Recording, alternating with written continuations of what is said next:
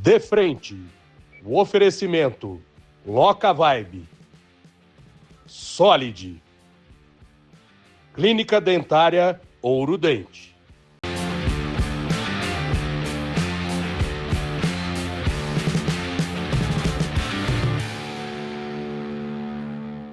Olá, meus amigos e minhas amigas, esse é mais um programa De Frente comigo, Vicente da Atena. Um ótimo domingo para todos vocês aí, um domingo abençoado, tá? Nós estamos aqui hoje, é claro, com mais um convidado especial nesse domingão para você. Aliás, seja muito bem-vindo, você que está chegando agora aí na programação da Band em Goiás. Segura que daqui a pouquinho, depois do recado, você vai conhecer o nosso convidado. Olha, minha gente, quando o assunto é confiança, proteção e credibilidade, a gente não brinca, não é verdade? São 15 anos de história, 15 anos cuidando de pessoas, 15 anos compromisso com cada associado. A Solid nasceu com um propósito: proteger vidas, sonhos e conquistas. Hoje são milhares de famílias atendidas em todo o Brasil, com tecnologia e inovação de um jeito único de fazer diferente. Assistência 24 horas, soluções inovadoras e atendimento humanizado. Solid, são 15 anos de história, 15 anos de confiança. E você pode ter certeza, o futuro vai ser ainda maior. Todos os dias, milhares de brasileiros têm os seus sonhos interrompidos. A falta de crédito, o nome sujo e a burocracia tiram a chance de recomeçar. Quantas histórias ficam paradas porque conquistar uma moto parece impossível? Para muitos, trabalhar e sustentar a família depende desta oportunidade que nunca chega. A Loca Vibe nasceu para mudar essa realidade. Aqui não tem burocracia, não tem consulta ao nome, tem acesso rápido, simples e justo a uma moto de qualidade pronta para rodar. Hoje já são 4.000 motos rodando em cidades espalhadas por todo o Brasil. Loca Vibe. Mais do que alugar motos, nós abrimos caminhos para histórias de superação.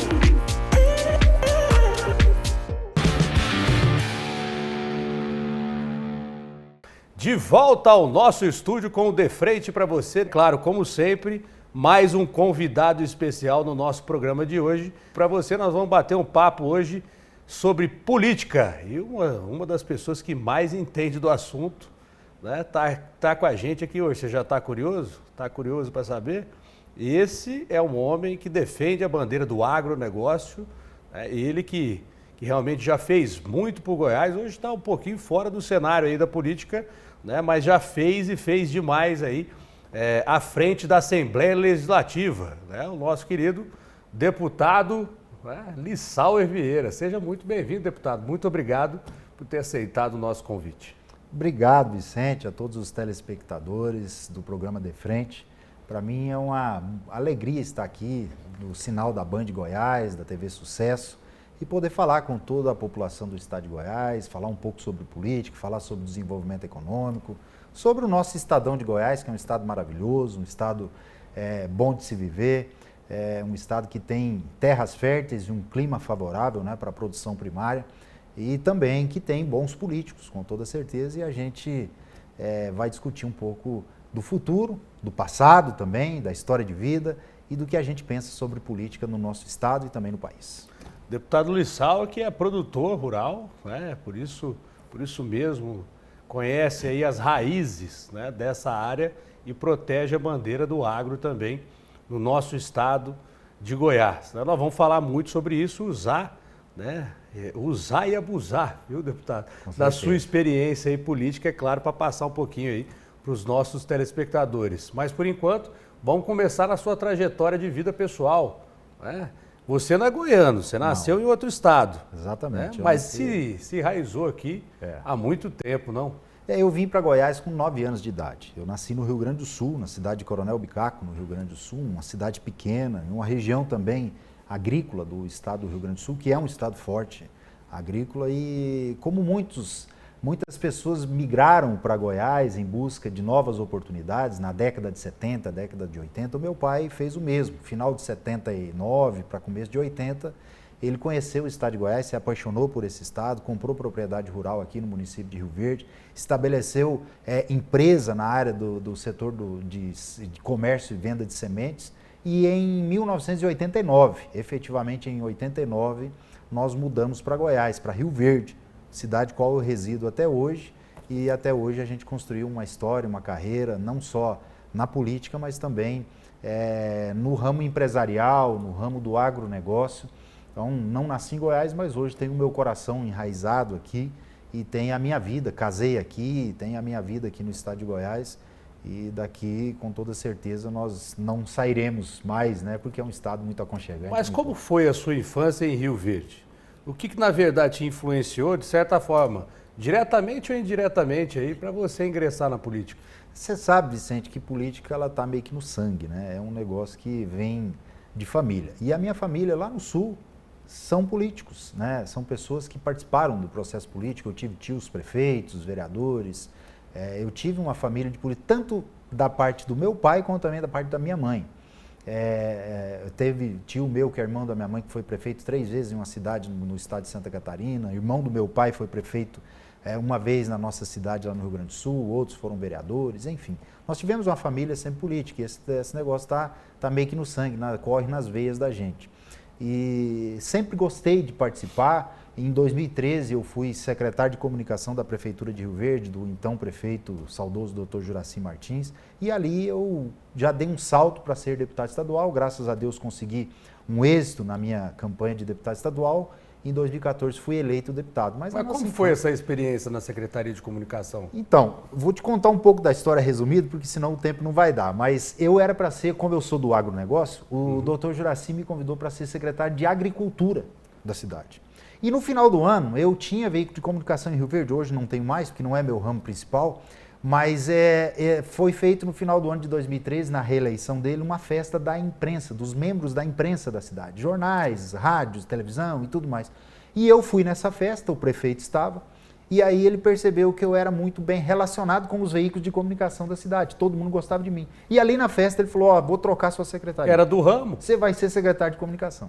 E graças a Deus eu fiquei muito próximo ao prefeito. Todas as demandas da prefeitura com relação a respostas, a entrevistas na imprensa, a tudo que acontecia na prefeitura, eu que assumi esse papel. Fiquei apenas 1 ano e 1 mês, porque aí eu tive que me ausentar, sair, pedir exoneração para mim poder disputar a eleição para deputado estadual. Mas foi uma relação muito boa, eu consegui construir muitos amigos, né? E a gente conseguiu um êxito muito bom nesse período como secretário de comunicação. E foi ali que eu aprendi a diferenciar a coisa pública da privada, até porque a iniciativa privada é seu, você faz a hora e da forma que você quer. No público não, você tem que respeitar leis, você tem que respeitar a lei da licitação, a 8666, você tem que respeitar o orçamento, então as coisas são mais difíceis, são mais complicadas. Às vezes as pessoas pensam, não faz porque não quer. Não é bem assim. Tem muita coisa que a legislação, a morosidade da coisa pública, ela te impede de fazer muita coisa que você poderia fazer no privado, na sua vida particular, privada, você faz rápido. Que levam a uma burocracia que, na verdade, é a burocracia, né? Que atrapalha e trava tudo, na verdade. Às vezes o político fica travado, né? Fica sem ter para onde ir. É como a gente fala também no judiciário, às vezes. As pessoas pensam que é fácil, mas às vezes o juiz fica trancado em certas leis e não tem como decidir ao contrário daquilo, né? Basta do entendimento de cada um e saber entender o lado também do gestor público. Agora, através dessa experiência como secretário de comunicação, o prefeito te dando essa oportunidade, quem te apoiou mais para que você virasse deputado estadual? Porque você foi eleito de forma expressiva, com quase 30 mil votos da primeira vez. Exatamente. Rio Verde é uma cidade muito forte, né? Economicamente e também com população. Naquela época, Rio Verde tinha aí seus 105, 100 mil eleitores. E o prefeito, Dr. Juraci, né, já se foi, mas eu tenho uma gratidão muito grande por ele. Foi a pessoa que me deu essa oportunidade. Não só para mim. Hoje os políticos de Rio Verde, como o ex-prefeito, que hoje fez o sucessor lá, saiu do Dr. Juraci, foi secretário de saúde. como ex-deputado federal, o último deputado federal, depois agora tem a Marussa, mas o penúltimo deputado federal de Rio Verde, Euler Cruvinel, também saiu das bases do prefeito, do ex-prefeito Dr. Juracy, foi um político, um homem público, um médico, um líder sindicalista que foi presidente do Sindicato Rural, de referência na nossa cidade. Vocês tinham a base do governo também ou não? Sim, sim. Sim. E o prefeito Juracy, o ex-prefeito, o saudoso doutor Juracy, me deu essa oportunidade, qual eu sou grato por toda a vida, né? A oportunidade que ele me deu. E aí eu aproveitei essa oportunidade. Construí um relacionamento muito bom dentro da Assembleia nos meus primeiros 4 anos, que isso culminou logo depois para mim poder ser presidente do Poder Legislativo de uma forma inédita para os últimos, vamos dizer, 20, 25 anos do Estado de Goiás, com a reeleição, né? Que agora o presidente Bruno também usou da mesma legislação que foi criada na nossa gestão e foi reeleito presidente. Eu fiquei os 4 anos, como o Bruno também vai ficar. Mas no primeiro mandato, qual foi os maiores aprendizados e desafios que você teve? Porque mudou completamente sua vida, né? De secretário a deputado. Na verdade, Vicente, eu falo que os primeiros 2 anos na Assembleia é um aprendizado. Eu cheguei lá totalmente cru, eu não conhecia ninguém, eu não conhecia a estrutura da Assembleia, eu nunca tinha entrado lá dentro para saber como que é. Então, a gente foi aprendendo aos poucos, conhecendo as pessoas, se relacionando com os colegas parlamentares, e eu sempre fui muito democrático. Eu sempre fui uma pessoa muito, assim, que eu sei respeitar a opinião do outro, entendeu? E de compromisso. Eu sempre falo que o homem público ele tem que ter palavra, e a gente sempre teve palavra. Então, o meu relacionamento nos 4 anos com os colegas, com os parlamentares, com o governo do Estado, com os secretários, órgãos de governo, sempre foi muito bom, muito respeitoso. Nunca usei do meu mandato para poder ser ou querer ser maior que alguém. Muito pelo contrário, sempre com humildade, com diálogo, com dedicação. E a gente conseguiu construir essa amizade durante esses 4 anos. Os primeiros 2 anos foi muito de aprendizado, depois foram anos, os últimos 2 anos foram de resultados mesmo. E a gente conseguiu aí, do primeiro para o segundo mandato, aumentar quase 10 mil votos, que é um aumento expressivo em um momento que o Brasil vivia uma ruptura, que foi 2018. A eleição do presidente Bolsonaro representou uma ruptura de um período que o PT comandou o país. A própria eleição do governador Caiado aqui representou uma ruptura, que o PSDB governava o estado de Goiás há mais de 20 anos. Então, assim, aquele momento de ruptura, muitos diminuíram a sua votação. E a gente conseguiu aumentar a nossa votação. Então, isso mostra que nós trabalhamos muito e representamos muito bem os municípios que nós tínhamos representatividade política através de voto. Porque a representatividade política ela vem através do voto, não tem outra forma, né? É engraçado porque eu entrevistei o deputado Amauri e o deputado Amauri, ele é bem ferrenho, né? É da direita também, né? E ele me disse, Vicente, eu quando cheguei a deputado, é claro, mudou, porque eu era prefeito, né?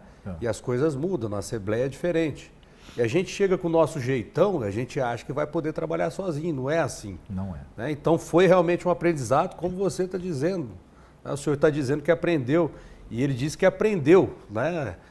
Com tombos ali, né? E discussões, ele acabou aprendendo que sozinho não dava para trabalhar na Assembleia. E com certeza, você tem que ter um bom relacionamento.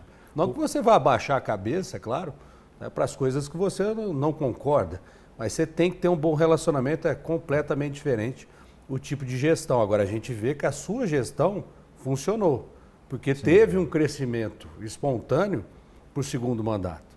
O que você atribui a essa confiança realmente do eleitor? Porque já de 29 a quase 30 mil votos, já quase 40 mil no segundo mandato. Isso eu atribuo ao trabalho e ao resultado entregue. A primeira coisa que o homem público tem que ter, eu falei isso anteriormente, volto a repetir, Vicente, é palavra. Quando você vai buscar um apoio, uma base eleitoral, se dispõe a representar um município no interior do estado, aquelas pessoas que votaram em você e que te apoiaram, elas têm uma expectativa em cima do seu mandato. E eu sei que a pessoa pública, nós que somos pessoas públicas, a gente pode muito, mas não pode tudo.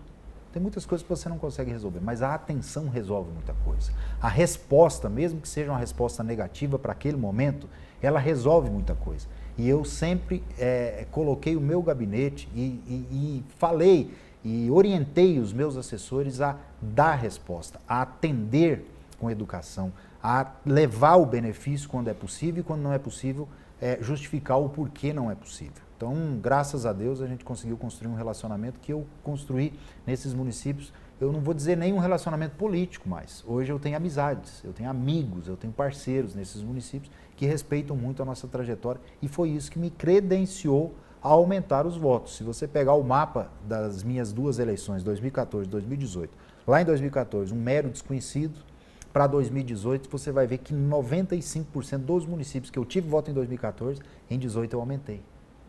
E não perdi grupo, aumentei o grupo, não mudei de lideranças, muito pelo contrário, a gente conseguiu manter e fortalecer com mais pessoas agregadas ao nosso projeto. E é interessante que em 2018 o senhor foi reeleito e logo em 2019 já virou presidente da Assembleia. O que é preciso realmente para virar um presidente da Assembleia? De forma rápida, né? Articulação, confiança dos colegas, diálogo e cumprir compromisso. E lá em 2019, eu não tinha sido eleito na base do atual governador, o governador Ronaldo Caiado, que tinha acabado de ser eleito governador no primeiro turno do estado. Mas você buscou isso ou as pessoas, na verdade, buscaram você a presidência? Na verdade, foi uma conversa assim, muito espontânea, muito espontânea. É um negócio assim que daria para escrever um livro. E a gente conversando lá, o ex-deputado Humberto Aidar, o Henrique Arantes, o Virmontes, o Diego Sorgato, que hoje é prefeito de Lusiânia, o Lucas Calil, o próprio Tales e vários outros deputados que nos ajudaram assim num primeiro momento. A gente começou a conversar sobre quem poderia ser, quem não poderia ser, Tiago Albernaz, que estava na época também, e montamos um grupo com 8 deputados. Então era um projeto muito embrionário. 2 dias depois nós já tínhamos 12. 4 dias depois nós já tínhamos 20. Uma semana nós já tínhamos 28. Então foi muito espontâneo, foi uma coisa assim que não dá para a gente mensurar o que foi, mas foi um negócio muito espontâneo. Agora, óbvio que é perfil, é poder de articulação e é uma pessoa que tem palavra e cumpre o que falou, né? Porque é como o Amaury falou, o Amaury, ele não votou em mim no meu primeiro mandato. Lá em 2019 ele não votou em mim, foi um dos 4 que não votou. Já na segunda, na minha reeleição, ele votou e foi um dos maiores cabos eleitorais meu. Ele não me conhecia. E foi bem quando ele chegou. Então ele falou que teve que aprender muito a viver, a conviver e viver em democracia, no parlamento e tudo mais. De fato é isso. O deputado, ele depende dos outros colegas até mesmo para ele colocar um projeto dele em prática. Porque se ele for radical contra todo mundo, as coisas dele também não vão ser aprovadas. Não acontece. Não acontece, né? Então precisa ter esse diálogo, às vezes você precisa ceder alguma coisa. E assim a gente construiu essa amizade, esse relacionamento e graças a Deus nós deixamos um legado muito bom dentro da nossa gestão na Assembleia. Boa, já pegando o gancho então, como que o senhor avalia essa presidência, né? No caso, do maior legado que você deixou, né? Qual é a avaliação que o senhor tem de você à frente da Assembleia? O maior legado que você deixou? Vicente, nós temos vários legados. Hoje a Assembleia tem estrutura porque nós lutamos pelo duodécimo, que nos outros governos, e eu tenho que nesse ponto reconhecer, o governador Ronaldo Caiado cumpriu a íntegra. Nós deixamos o legado das emendas impositivas, que não existiam em outros mandatos. No final do mandato do deputado Zé Witt foi feito, mas era 0,2%, passou para 1,2%, é exemplo do Congresso Nacional, que é as emendas impositivas. Nós deixamos o legado da nova sede da Assembleia Legislativa, que foi eu que fiz, uma obra que começou com 17 anos paralisada. Uma baita obra. E eu consegui concluir em 3 anos e 3 meses, com 2 anos de pandemia. Nós deixamos o legado de vários programas que hoje, por exemplo, o deputado Bruno incrementou, aumentou e até mesmo melhorou. O programa Deputados Aqui, que percorre o interior do estado, foi criado na nossa gestão, que chamava Alego Ativa. Então são vários legados que a gente deixou, mas o principal, isso esse eu não abro mão e tenho orgulho de falar, cuidar das pessoas. Hoje, os servidores da Assembleia reconhecem o trabalho que a gente fez e todos que eu encontro têm respeito por nós, porque a gente valorizou os servidores e tratou todo mundo bem. Nós demos o valor necessário para os servidores, o que era merecido por cada um deles, e tratamos todo mundo bem. Então hoje, graças a Deus, aonde eu encontro um servidor da Assembleia, Aonde eu vejo alguém, às vezes numa padaria, num restaurante, em algum lugar, eles vêm agradecer nas redes sociais, vêm agradecer, relembrar o que nós vivemos, o que nós convivemos junto. Então isso para mim não tem preço que pague. Você valorizar o ser humano e ser reconhecido por ser uma pessoa que passou por um momento, porque o poder legislativo não é nosso.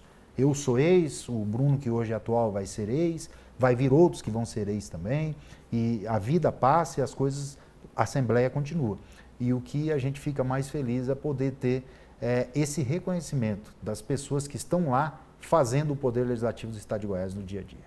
Olha, vamos deixar um pouquinho mais interessante, com certeza a obra é uma obra fantástica. E eu acho, né, merecidamente, adiante de uma Assembleia Legislativa como o Estado de Goiás. Tá? Merecidamente também. Agora, perante a sociedade, né, a gente vê que a Assembleia hoje não é muito bem vista. Isso até mesmo através de mensagens, denúncias em programas jornalísticos que a gente tem e fala todos os dias, né? Como você hoje, fora do cenário político, avalia a gestão do Bruno Peixoto? Porque nós temos a Assembleia, isso segundo dados, né, e até mesmo que já saiu em várias emissoras e jornais pelo Brasil todo, é a Assembleia que mais tem gasto no país, desproporcional, né, pela população e pelo poder econômico que nós temos no Estado perante a outros estados. Assembleia que mais gasta, que mais tem cargos no Brasil todo. Ô Vicente, o que eu falo? Cada um tem um perfil de gestão. A minha gestão foi uma gestão mais enxuta, foi uma gestão que nós pudemos avançar na questão da obra, na questão das emendas impositivas, da valorização dos servidores e tudo mais, mas foi uma gestão mais enxuta. Cada um tem um perfil de gestão. O Bruno tem um outro perfil um pouco diferente do meu, mas eu reconheço que teve alguns avanços que na minha gestão não tiveram. E isso é natural, cada um faz a sua parte e vai avançando em algumas situações. Primeiro ponto que nós temos que chegar. O deputado Bruno, que hoje é o atual presidente da Assembleia, ele está fazendo o aumento de estrutura para os deputados e do Poder Legislativo com relação a cargos e servidores dentro da lei. E isso, a lei de responsabilidade fiscal, ela tem um limite de teto de gastos com servidores, com folha de pagamento. Ele não está infringindo a lei. Por que? Aí você me fala, mas você não fez. Primeiro que a arrecadação do Estado era menor. Veio a pandemia, não tinha como modificar isso, né? Então ele pegou um momento que a arrecadação cresceu por conta da pandemia e um momento que o índice de gasto com folha era bem menor. Eu peguei com 1,38 e entreguei com menos de 1%. Então ele pôde fazer isso dentro da legislação, dentro da lei. Agora, obviamente que tudo tem um limite, tem que ter um limite, não pode ser um negócio aberto para todo mundo, mas eu entendo e respeito a gestão do deputado Bruno, acho que ele está fazendo uma gestão aí que a Assembleia está cada vez mais aparecendo. Agora, o que a população tem que entender, e nós precisamos entender, é que nós vivemos em um regime, o nosso regime democrático é executivo, legislativo e judiciário. É um poder extremamente importante. E quando você fala a Assembleia não é bem vista pela sociedade, não é só a Assembleia. São os poderes legislativos a nível de Brasil. As câmaras municipais de vereadores, as assembleias legislativas, o Congresso Nacional, deputados e senadores. Se você for fazer uma pesquisa a nível de Brasil, todos eles têm um índice de popularidade muito baixo. O porquê disso? Na minha visão, não estou falando que é isso especificamente. Sim. Porque, primeiro, a hora que você vai num vereador, o papel do vereador, do deputado, é legislar, é fazer leis, é fiscalizar, e as pessoas mesmo transformam isso em um papel de vereador de fazer o assistencialismo. Se você for pegar, principalmente cidades menores, o vereador ele é muito mais um assistente social do que um legislador, né? Desvirtua totalmente o papel correto do Poder Legislativo, que é entender de leis, que é discutir as leis, que é fiscalizar o Executivo e fazer o melhor pela população. Outra situação, o Legislativo não sabe a força que ele tem, porque eu já vi deputado caçar governador, deputado caçar presidente da República, vereador caçar prefeito, mas eu nunca vi um prefeito caçar um vereador. Isso não existe, porque quem tem força é o Poder Legislativo. E quando eu falo isso, não é falando que tem que fazer isso, não é isso.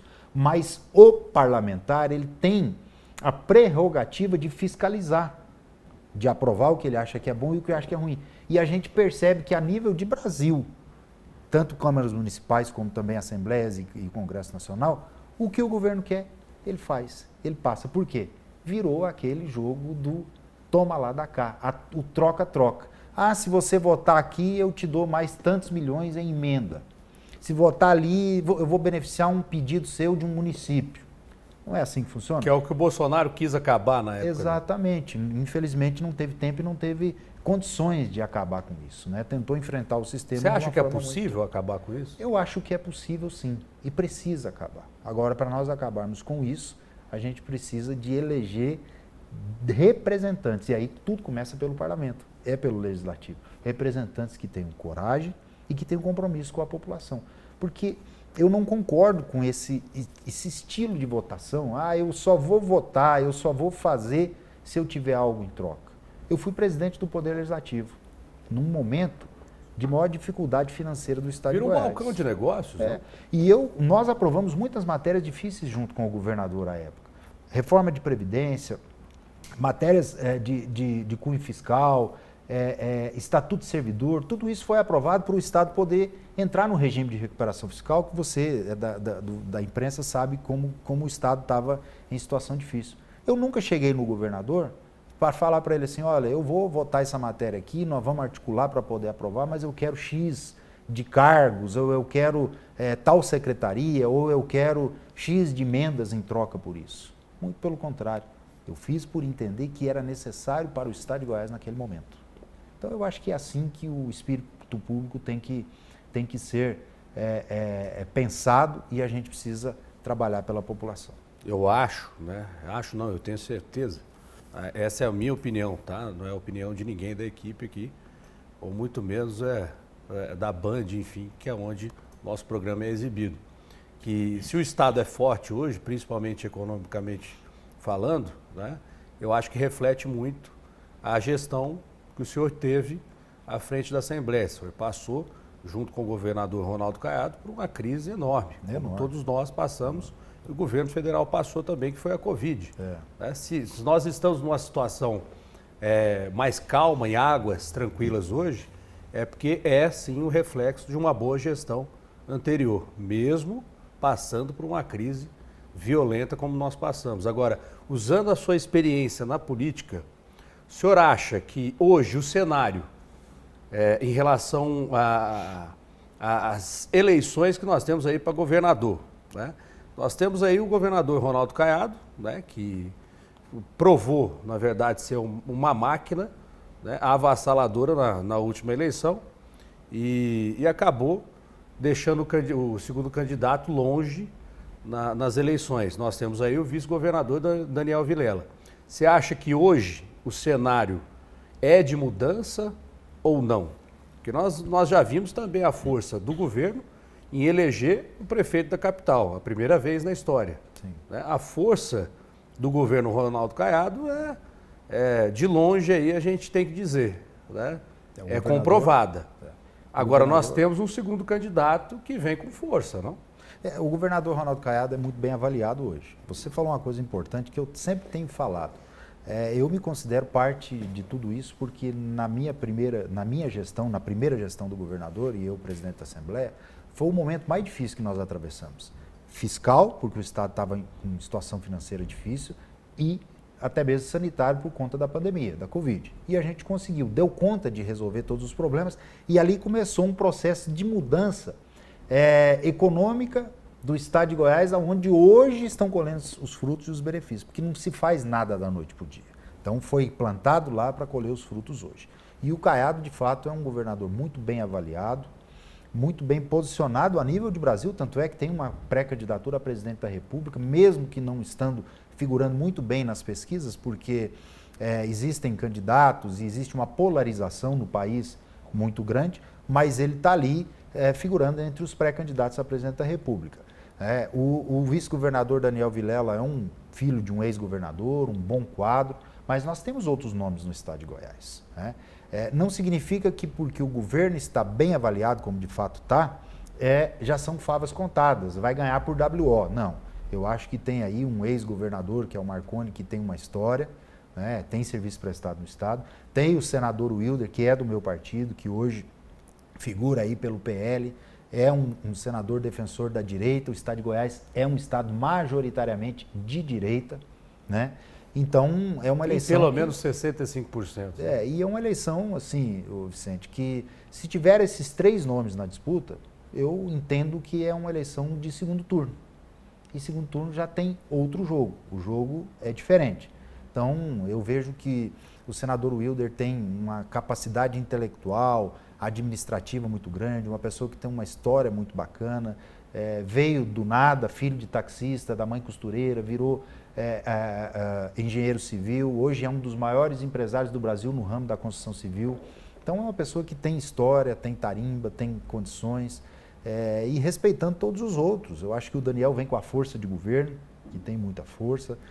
O Marconi vem com a sua história, o seu legado de serviço prestado no Estado, mas vejo que há espaço sim, e há espaço para poder se construir um novo projeto para Goiás, respeitando o projeto que está sendo conduzido hoje, que tem resultado para o Estado, mas construir um novo projeto, novas ideias, cabeças novas, mentes novas e com pessoa que tem condições e capacidade administrativa, que eu vejo que o senador Wilder hoje tem toda essa condição de administrar o Estado nos próximos anos. Em relação ao senhor, o que vem pelo futuro aí na política? Então, Vicente, nós estamos aí trabalhando. Em 2022, eu resolvi não ser candidato a nada. Eu era presidente da Assembleia, estava com um projeto de deputado federal, né, uma pré-candidatura de deputado federal bem encaminhado, mas eu tive um problema familiar, eu perdi meu pai e resolvi cuidar da minha vida, dos negócios da família, cuidar do legado que meu pai deixou, né, e parti mais para as atividades pessoais aí, no agronegócio e tudo mais. Ainda como produtor rural? Como produtor. Mas a política, como eu falei lá no começo, né, tá no sangue. É um negócio Ele ferve, não? Então, a gente não consegue sair, principalmente por quê? Porque muitas pessoas ainda te têm como referência. O que eu recebo de ligações ao longo dos dias, de pessoas, olha, eu preciso destravar um negócio ali, eu preciso de resolver uma coisa lá. E hoje eu não tenho mandato, então eu não tenho força. Entendeu? Então, isso me motivou a retomar esse processo político. Mas você tem muito respeito ainda, não? Sim. É por isso que as pessoas até mesmo pedem ajuda, porque sabe que você tem muito respeito. Graças a Deus a gente tem muito respeito. E na minha opinião, isso aberta. O pessoal que me acompanha sabe, não é rasgando verbo para ninguém, vocês sabem que eu não puxo o saco de ninguém, mas eu acho que a sua gestão, né, foi uma das melhores, se não a melhor gestão à frente da Assembleia Legislativa do Estado. E essa é a minha opinião própria. Obrigado. Enfim. Eu acho que você é uma perda enorme se você decidir realmente não voltar para a política. Não, mas nós vamos voltar. E aí a gente está programando, planejando um trabalho, né? A partir de agora já comecei a trabalhar desde abril desse ano, já percorrendo mais de 50 cidades no estado de Goiás, já recebemos gente de todo quanto é canto do estado, e o nosso trabalho é buscar uma cadeira novamente na Assembleia Legislativa. Aí você me pergunta, muitas pessoas me perguntam, mas por que você não busca uma cadeira no Congresso como deputado federal e tudo mais? Eu acho que não é o momento. E aqui eu chego já como alguém conhecedor da casa, né? Eu já fui presidente, eu conheço todo mundo lá, a gente já chega mais maduro hoje, por ter tido 8 anos e ficado 4 anos de fora, né? Enxergar o processo legislativo fora da bolha. Hoje eu enxergo fora da bolha, então eu estou de fora. Muita coisa que eu fiz, eu paro, analiso, falo, olha, eu poderia ter feito diferente.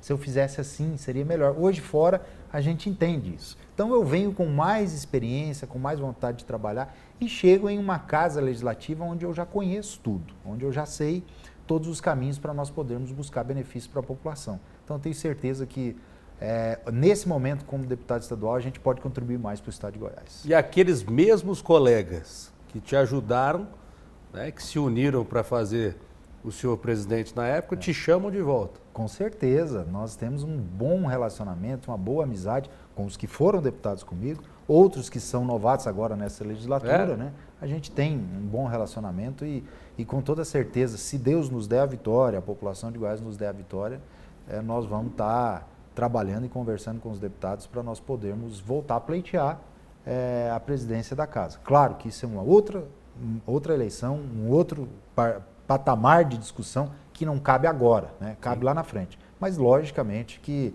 eu não posso negar que a gente vai trabalhar para isso. Mais algo a acrescentar, deputado? Não só o pessoal que está assistindo a gente, o telespectador aí de frente, mas também ao futuro eleitor, não? Com certeza. Deixa um recado para a gente finalizar. Eu quero te agradecer, viu, Vicente? Parabenizar pelo programa, por esse bom bate-papo, um bate-papo inteligente, descontraído, bem conduzido, por você, como é a sua essência e o seu trabalho que sempre fez. Parabéns mesmo. Muito obrigado pela oportunidade. Obrigado à população do estado de Goiás, à população de todos os municípios, dos 246 municípios de Goiás, que tem, né, a gente como referência. Eu construí muita amizade na minha carreira política. Lógico que a gente tem alguns dissabores, não podemos negar, né? Em tudo na vida tem dissabores e na política também, às vezes até na política mais. Essa é a realidade. Mas nós construímos boas amizades e conseguimos levar muitos benefícios para a população de Goiás. Isso que me deixa feliz e tranquilo e de cabeça erguida para poder trabalhar pela nossa população ainda mais. Então, muito obrigado a você, a todos os telespectadores, a toda a Band Goiás, através da TV Sucesso, e a todos que estão nos assistindo nesse domingo. Obrigado e um bom começo de semana a todos, né? É isso aí, né? Uma ótima semana abençoada para todos. Eu que agradeço mais uma vez, foi uma honra. Muito obrigado, tá? E nós vamos discutindo mais para frente também aí, né, sobre as próximas eleições. Um beijo, fiquem com Deus e até a próxima. Tchau! Olha, minha gente, quando o assunto é confiança, proteção e credibilidade, a gente não brinca, não é verdade? São 15 anos de história, 15 anos cuidando de pessoas, 15 anos compromisso com cada associado. A Solid nasceu com um propósito: proteger vidas, sonhos e conquistas. Hoje são milhares de famílias atendidas em todo o Brasil, com tecnologia e inovação de um jeito único de fazer diferente. Assistência 24 horas, soluções inovadoras e atendimento humanizado. Solid, são 15 anos de história, 15 anos de confiança. E você pode ter certeza, o futuro vai ser ainda maior. Todos os dias, milhares de brasileiros têm os seus sonhos interrompidos. A falta de crédito, o nome sujo e a burocracia tiram a chance de recomeçar. Quantas histórias ficam paradas porque conquistar uma moto parece impossível? Para muitos, trabalhar e sustentar a família depende desta oportunidade que nunca chega. A Loca Vibe nasceu para mudar essa realidade. Aqui não tem burocracia, não tem consulta ao nome, tem acesso rápido, simples e justo a uma moto de qualidade pronta para rodar.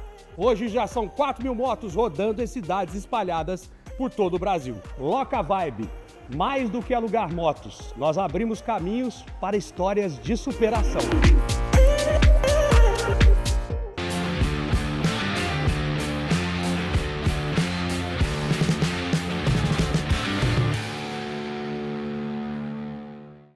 De frente, o oferecimento Loca Vibe, Solid, Clínica Dentária Ouro Dente.